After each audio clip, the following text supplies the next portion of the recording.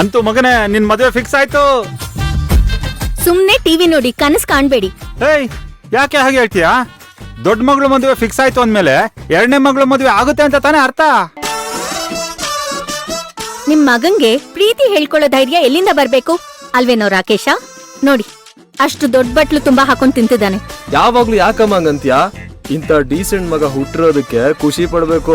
ಯಾವಾಗ್ಲೂ ಹುಡುಗಿಯರ್ಗೆ ಡೀಸೆಂಟ್ ಆಗಿರೋ ಹುಡುಗರು ಇಷ್ಟ ಆಗುತ್ತೆ ಅಂತ ಹೇಳೋದ್ ಕಷ್ಟ ಕಣೋ. ಅಪ್ಪ, ನನ್ನ ಮತ್ತೆ ಸಿಂಧು ಕಾಂಬಿನೇಷನ್ ಸಖತ್ತಾಗಿದೆ. ಯಾಕೆ ಹೇಳಿ? ಅವಳು ಹೈಪರ್ ಆಕ್ಟಿವ್. ನಿನ್ ಮಗ ಈಸಿ ಗೋಯಿಂಗ್ ಅಂತನಾ? ಹಾಗೇನಿಲ್ಲಪ್ಪ, ಹೇಳ್ತೀನಿ ಕೇಳಿ. ಹೇಳ್ಬಿಡು, ಆದಷ್ಟು ಬೇಗ ನಿನ್ ಮದ್ವೆನೂ ಆಗ್ಬಿಡತ್ತೆ. ನಿಜಾನೇ, ಆದ್ರೆ ಅವಳು ನನ್ ಪ್ರೀತಿನ ಒಪ್ಕೊಂತಾಳ? ಲೇ, ಅಷ್ಟೊಂದ್ ಪ್ರೀತಿಸೋ ನೀನೇ ಹಂಗಂತಿಯಲ್ಲೋ. ನೋಡೋ, ನೀನೇನ್ ಅನ್ಕೊಂಡಿದ್ಯೋ ನನಗಂತೂ ಗೊತ್ತಿಲ್ಲ. ನಾನಂತೂ ಸಿಂಧುನೇ ನನ್ ಮನೆ ಸೊಸೆ ಅಂತ ಡಿಸೈಡ್ ಮಾಡಿ ಆಗೋಗಿದೆ. ಬೆಳಕ್ ಕರೆದ್ರೆ ಅಮ್ಮ ಮಗಂದ್ ಇದೇ ಮಾತು, ಆದ್ರೆ ಹೇಳೋ ಧೈರ್ಯ ಒಬ್ಬರಿಗೂ ಇಲ್ಲ. ಯಾರು ಧೈರ್ಯದ ಪಾಠ ಮಾಡ್ತಿರೋದು?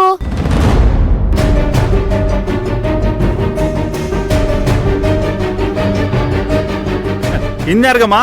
ರಾಕೇಶನ್ಗೆ. ಯಾಕೆ ಹೆಂಗ್ ನಗಾಡ್ತಾ ಇದ್ಯಾ? ನಂಗೆ ಎಷ್ಟ್ ಧೈರ್ಯ ಇದೆ ಅಂತ ಗೊತ್ತು ತಾನೆ? ಓ, ಇದೇ ತಾನೆ ನಿನ್ ಪ್ರಕಾರ ಶಕ್ತಿ ಧೈರ್ಯ ಅಂದ್ರೆ?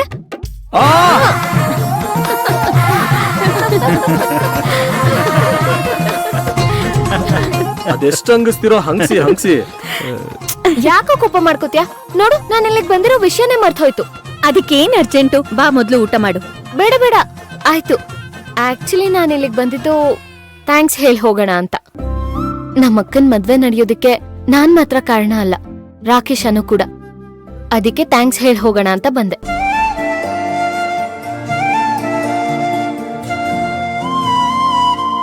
ಮತ್ ಥ್ಯಾಂಕ್ಸ್ ಹೇಳದ್ ಬಿಟ್ಟು ಗೋಳೈಕಂತಿಯಲ್ಲೇ. ಲೋ ಕೋಪಿಷ್ಟ, ಥ್ಯಾಂಕ್ಸ್ ಹೇಳ್ತಿದ್ದೀನಿ, ಸ್ವಲ್ಪ ನಗಾಡೋ. ಸರಿ ಸರಿ, ಇನ್ನೊಂದ್ಸಲ ಹೇಳು. Thank you so much mister Rakesh. You are always welcome my dear. ಹಾಗೆ ಇನ್ನೊಂದ್ ವಿಷಯ ಹೇಳ್ಬೇಕಾಗಿತ್ತು.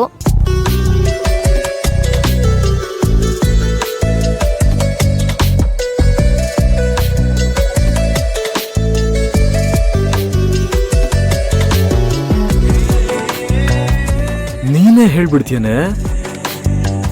ಅದು ಈಗ್ಲೇ? ಯಾಕೋ ಹೀಗ್ ನುಲಿತಿದ್ಯಾ? ಇಲ್ಲ, ಹೇಳು. ನನ್ನ ಅಕ್ಕನೇ ನನಗ್ ಸರ್ವಸ್ವ ಅಂತ ನಿನಗ್ ಚೆನ್ನಾಗ್ ಗೊತ್ತಿದೆ. ಅವಳ ಖುಷಿಗೋಸ್ಕರ ನಾನ್ ರಿಸ್ಕ್ ತಗೊಳ್ಳೋದ್ರಲ್ಲಿ ಒಂದ್ ಅರ್ಥ ಇದೆ. ಅದ್ರಲ್ಲಿ ನೀನು ಕೂಡ ನನ್ನಷ್ಟೇ ರಿಸ್ಕ್ ತಗೊಂಡ್ಯಲ್ಲ, ಅದಕ್ಕೆ ಮಾತಲ್ಲಿ ಥ್ಯಾಂಕ್ಸ್ ಹೇಳೋದಕ್ಕಾಗಲ್ಲ. ಅದಕ್ಕೆ ನಿನಗ್ ಗಿಫ್ಟ್ ಏನಾದ್ರೂ ಕೊಡೋಣ ಅಂತ ಯೋಚನೆ ಮಾಡ್ತಿದ್ದೀನಿ.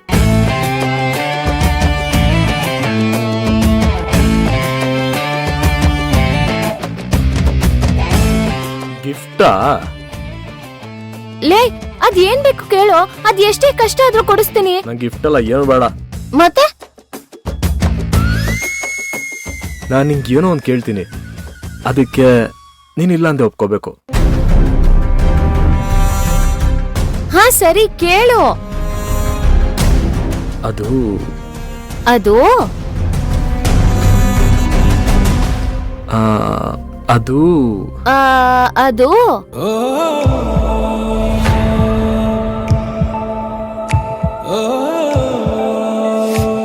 ನಿನಗ್ ಬೇಕಾಗಿರೋದನ್ನ ಹೇಳೋದಕ್ಕೆ ಇಷ್ಟೊಂದು ಯೋಚನೆ ಮಾಡ್ತಿದ್ಯಾ ಅಂದ್ರೆ ನಿನ್ ಮನ್ಸಲ್ಲಿ ಏನೋ ಇಟ್ಕೊಂಡಿದ್ಯಾ ಅಂತ ಅರ್ಥ. ಅದೇನ್ ಹೇಳು. ಈಗ ಬೇಡ, ಇನ್ನೊಂದ್ಸಲ ಹೇಳ್ತೀನಿ.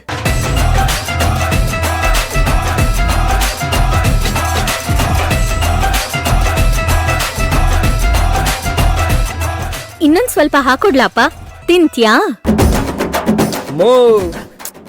ಏ ಬಾರೋ, ಇವಾಗ್ಲೇ ಟ್ರೀಟ್ ಕೊಡಿಸ್ತೀನಿ. ನಡಿ ನಡಿ.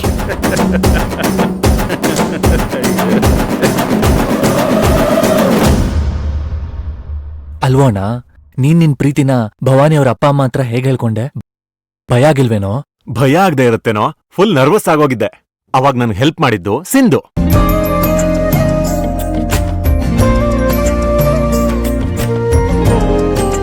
ಮದ್ವೆ ಆಗ್ಬೇಕಾಗಿರೋ ಹುಡುಗ ಇಲ್ಲಿರ್ಬೇಕಾದ್ರೆ ಅಕ್ಕಂಗ್ ಯಾರ್ ಜೊತೆ ಮದ್ವೆ ಮಾಡ್ತಿದ್ದೀರಾ?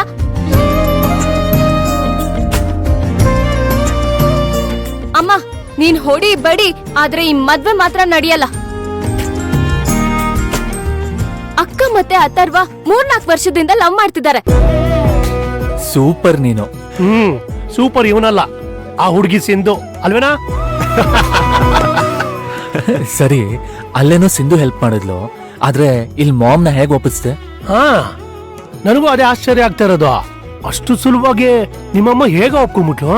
ಅಪ್ಪ ಅಮ್ಮ ಒಂದ್ ಮಾತ್ ಕೂಡ ಅಪೋಸ್ ಮಾಡಿಲ್ಲ ಗೊತ್ತಾ. ನಮ್ಮಿಬ್ರನ್ನ ನೋಡಿ ಎಮೋಷನಲ್ ಆಗ್ಬಿಟ್ರು. ನನಗಂತೂ ನಂಬಕ್ಕಾಗ್ತಿಲ್ಲಪ್ಪ. ಅದ್ ಸರಿ, ಕಿಡ್ನಾಪರ್ಸ್ ಯಾರು ಅಂತ ಗೊತ್ತಾಯ್ತಾ? ಅಪ್ಪ ಕಿಡ್ನಾಪರ್ಸ್ ಅಂದ್ ಕೂಡ್ಲೆ ನೆನ್ಪಾಯ್ತು. ಏನ್ ಗೊತ್ತಾ, ಈ ಲವ್ ವಿಚಾರವಾಗಿ ನಾನು ಭವಾನಿ ಅಪ್ಸ್ಕೆಂಡ್ ಆಗಿದೀವಿ ಅಂತ ಅಮ್ಮ ಅನ್ಕೊಂಡ್ಬಿಟ್ಟಿದ್ರು. ಇಲ್ಲ ಅಮ್ಮ, ನಾನ್ ಕಿಡ್ನಾಪ್ ಆಗಿದ್ ನಿಜ. ಆಮೇಲೆ ಭವಾನಿ ತಂಗಿ ಸಿಂಧು ಬಂದು ಕಿಡ್ನಾಪರ್ಸ್ ಇಂದ ಕಾಪಾಡ್ಲು ಅಂತ ನಾನ್ ಕ್ಲಾರಿಫಿಕೇಶನ್ ಕೊಡ್ಬೇಕಾಯ್ತು.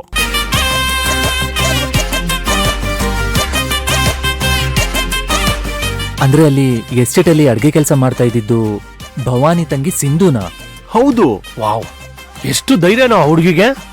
ಅಕ್ಕನ್ಗೋಸ್ಕರ ಎಂತ ದೊಡ್ಡ ಹೆಜ್ಜೆ ಇಟ್ಟಿದ್ದಳು ನೋಡು. ಒಂದ್ಸಲ ಮನೆಗೆ ಕರ್ಕೊಂಬಾ, ಥ್ಯಾಂಕ್ಸ್ ಹೇಳ್ಬೇಕು. ಸರಿ ಅಪ್ಪ. ವಿರಾಟ್, ಆ ಕಿಡ್ನಾಪರ್ಸ್ ಯಾರು ಅಂತ ತಿಳ್ಕೋಬೇಕು. ಈಗ್ಲಾರು ಕಮಿಷನರ್ ಹತ್ರ ಮಾತಾಡೋ. ಏನೂ ಬೇಕಾಗಿಲ್ಲ, ಮಗ ಮನೆಗ್ ಬಂದಲ್ಲ ಅಷ್ಟು ಸಾಕು. ಮಗ 5 ದಿನ ಟ್ರಿಪ್ ಅಲ್ಲ ಹೋಗಿದ್ದು, ಅವನನ್ನ ಕಿಡ್ನಾಪ್ ಮಾಡಿದ್ರು. ಏನಾರು ಹೆಚ್ಚು ಕಡಿಮೆ ಆಗಿದ್ರೆ ಅವ್ರನ್ನ ಬಿಡೋ ಮಾತೇ ಇಲ್ಲ. ಕುಮಾರ್, ಅವಳು ಏನಾದ್ರೂ ಹೇಳಿದ್ರೆ ಅದಕ್ ನೀವೇನಾದ್ರೂ ಒಂದ್ ಹೇಳಲೇಬೇಕಾ? ನೀವು ಹಾಗೆ ಮಾತಾಡ್ತಿರಲ್ಲ ಅತ್ತೆ. ಮತ್ತಿನ್ನೇನು, ಅವಳಿಗೇನ್ ಮಕ್ಳ ಮೇಲ್ ಪ್ರೀತಿ ಇಲ್ವಾ? ಅವಳು ಅದನ್ನ ಅವ್ರ ಸಂತೋಷಕ್ಕೆ ತಾನೇ ಮಾಡ್ತಾ ಇರೋದು. ಇದನ್ನಿಲ್ಲಿಗೆ ಬಿಟ್ಬಿಡು. ಅಪ್ಪ ಸರಿ, ಮದ್ವೆ ಯಾವಾಗ? ಅದ್ರ ಬಗ್ಗೆ ನೀವ್ ತಲೆ ಕೆಡ್ಸ್ಕೊಳ್ಳೋ ಅವಶ್ಯಕತೆ ಇಲ್ಲ. ಮಾಮ್, ಈಗ ಅಪ್ಪ ಏನ್ ಹೇಳಿದ್ರು ಅಂತ? ಇದ್ರ ಬಗ್ಗೆ ಯಾರು ಏನು ಯೋಚನೆ ಮಾಡೋ ಅವಶ್ಯಕತೆ ಇಲ್ಲ. ಅದಕ್ಕೆ ಅಂತಾನೆ ಗುರೂಜಿ ಹತ್ರ ಹೋಗ್ತಾ ಇದೀವಿ.